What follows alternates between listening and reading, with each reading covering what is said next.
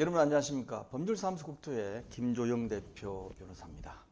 재건축 재개발 소송 알면 이깁니다 라는 제목으로 제9강좌를 시작을 하려고 합니다. 이번 시간에 문제된 소송은 조합 설립 인가 후에 재정부 촉진 지구가 지정이 되어버렸습니다. 이랬을 경우에 조합 설립 인가를 새로 해야 되느냐라는 내용입니다. 조합 설립 인가를 받아가지고 사업을 진행하고 있는데 더 큰 넓이로 재정비 촉진지구가 지정되니까 조합 설립에 이때까지 반대했던 사람들이 조합 설립 인가는 잘못된 거다, 새로 해야 된다, 왜냐 지구 지정이 새로 됐기 때문에 라는 식으로 이제 소송을 걸은 사례입니다. 지금 보시면 어느 지역에 나와 있는 내용들인데요, 이 지역에 나와 있는 내용들을 보시면 요 화면을 한번 보십시오. 이렇게 여러 군데가 나와 있죠. 그 중에 조금 확대를 해서 보면 다음과 같습니다.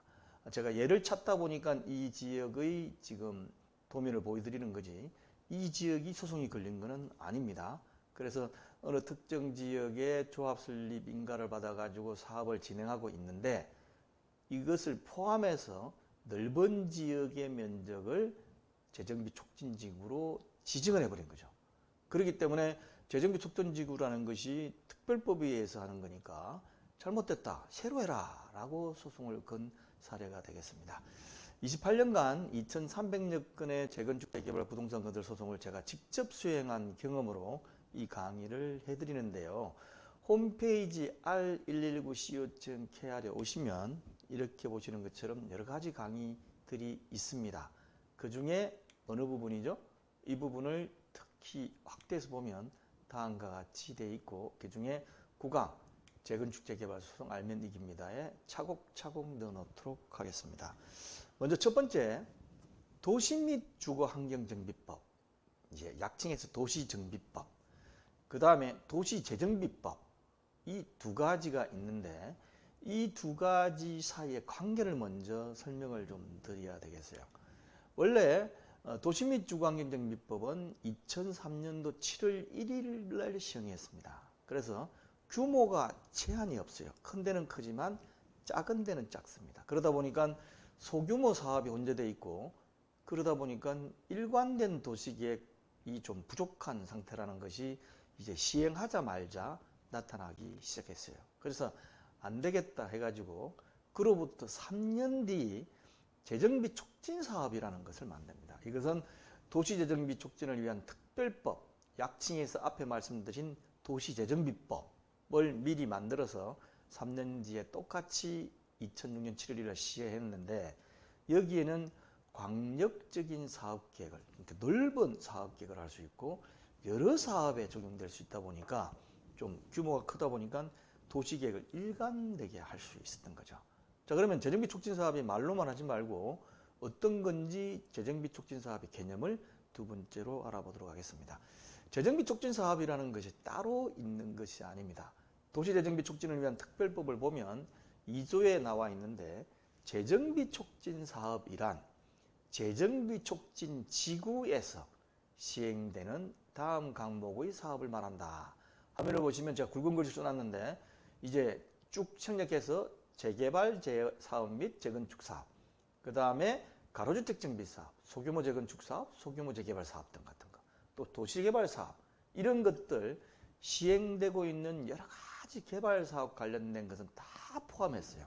그래서 이런 사업들을 재정비 촉진지구에서 시행할 경우에 재정비 촉진 사업이라고 한다라는 거죠. 그러니까 이 사업은 각 법에 따라 하고 있는데 재정비 촉진지구가 지정이 되면 그 안에서 하는 이 사업들은 재정비 촉진 사업이다라고 일컬어지는 거죠.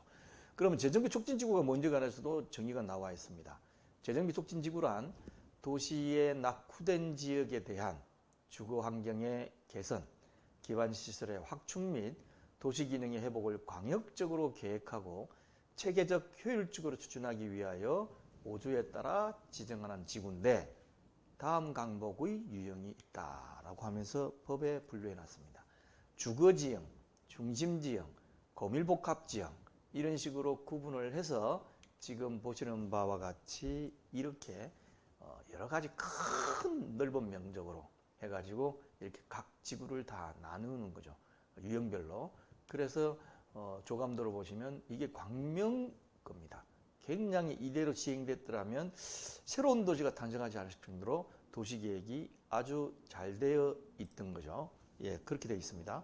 그렇게 되어 있어가지고 진행되는 건데, 그러면 이렇게 되어 있는 재정비 촉진 사업은 어떻게 진행하느냐를 세 번째로 알아보겠습니다.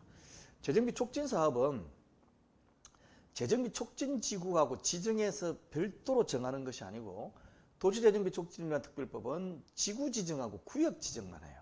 그리고 사업 진행 방식은 도시 및 주거환경정비법, 아까 보면 도시개발법 여러 가지 나오죠. 거기에 나와 있는 개별법에서 규정하는 사업 방식에 따라 진행이 됩니다. 그래서 여기는 지구만 지정하고 구역만 지정하는 거지, 사업 진행은 다 개별법에서 하는 거예요. 그래서 만약에 재정비 촉진지구 안에 도시 및 주거환경정비법에서 말하는 재개발 사업 방식이 정해져 있다면 재건축, 재개발 사업, 또 재건축 사업으로 되어 있으면 재건축 방식, 이렇게 정해놓으면 그 개별법에 따라 하도록 법에 규정되어 있습니다. 그래서 여기 보시면 재정비 촉진구역 결정도 하다 보면 이 안에 각 사업별로 색깔별로 다 틀려요. 그리고 이거는 각각 재개발 사업이든 재건축 사업이든 도시개발 사업이든 각 법률이 정하고 있는 개별법에 가가지고 절차를 진행합니다. 그러면 왜 이런 거를 왜 하느냐? 아까 처음에 말씀드린 것처럼 도시계획을 좀 광역적으로 해야만 되기 때문에 이렇게 재정비 촉진 사업을 할 경우에는 특례를 줘놨어요. 어떤 특례냐? 여기 보시면 주택 규모 및 건설 비율에 대해서 좀 특례를 주고, 그 다음 취득세, 등록면허세 등 지방세도 감면하고, 그리고 과밀부담금 면제시켜주고, 그 다음에 건축물 건축제약 등의 예외를 두고, 그 다음에 건폐율도 최대한도를 예외를 두고, 용적률도 최대한도 예외 두고, 그 다음에 주차장 설치 기준 완화하는 등 여러 가지, 가장 또 중요한 건 높이 제한도 완화를 해줘요. 그래서 좀 고밀복합적으로 좀 제대로 된 도시계획을 만들어서 이렇게 하겠다, 이렇게 이제 만들어 놓은 게 이제 재정비 촉진법에 의해 도시재정비 특별법에 의해 가지고 나오는 그게 있는 거예요. 그래서 결론을 말씀드리면, 본 사안의 소송의 결론을 말씀드리면, 본 사안에서 문제가 되고 있는 조합 설립 인가가 도시재정비법에 따라 진행된 것이 아니라, 그렇죠? 재개발 같으면 도시 및 주거환경 정비법에 따라죠. 그 다음에 도시 및 도시정비법에 따라 조합 설립 인가가 났기 때문에 그 구역을 포함한 주변 일대가 재정비 촉진지구로 지정된 경우에 새로 조합 설립 인가를 받아야 하고 한다면 두 개의 법이 규정하고 있는 취지와 맞지 않을 거란 생각이 먼저 들죠. 잘해보려고 재정비 촉진지구를 졌는데 새로 해라, 이거는 뭐가 안 맞지 않습니까? 그리고 새로운 특별법에는 그런 조합 설립 인가 절차 자체도 없어요.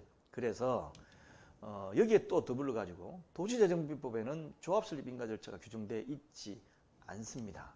그래서 결론적으로 재정비 촉진지구란 재개발 등 사업을 광역적, 효율적으로 시행할 수 있는 체계를 확립하고 도시 기반 시설을 획기적으로 개선하여 도시의 균형 발전과 국민의 삶의 질 향상에 기여하려는 취지에서 마련된 것으로, 기반 시설의 설치 비용을 원칙적으로 사업 시행자에게 부담하도록 하되 용적률, 청구 제한, 아까 보셨죠? 완화시키고, 그 다음에 지방세의 감면 등의 지원을 통하여 재개발 등 사업이 원활히 이룰 수 있도록 하는 제도일 뿐이기 때문에, 따라서 재정비 촉진지구로 지정고시 되었다고 하여 조합 설립 인가를 다시 받아야 하는 것은 아닙니다. 그래서 이 내용을 참고하셔가지고 혹시 이와 유사되어 있는 내용이 소송이 걸리면 저희 사무실이 재건축 재개발 부동산 건설 소송을 전문으로 하고 있으니까 많이 상담해 주시면 감사하겠습니다. 자, 그러면 다음 소송 유형에 관해서 다음 시간에 또 뵙도록 하겠습니다. 감사합니다.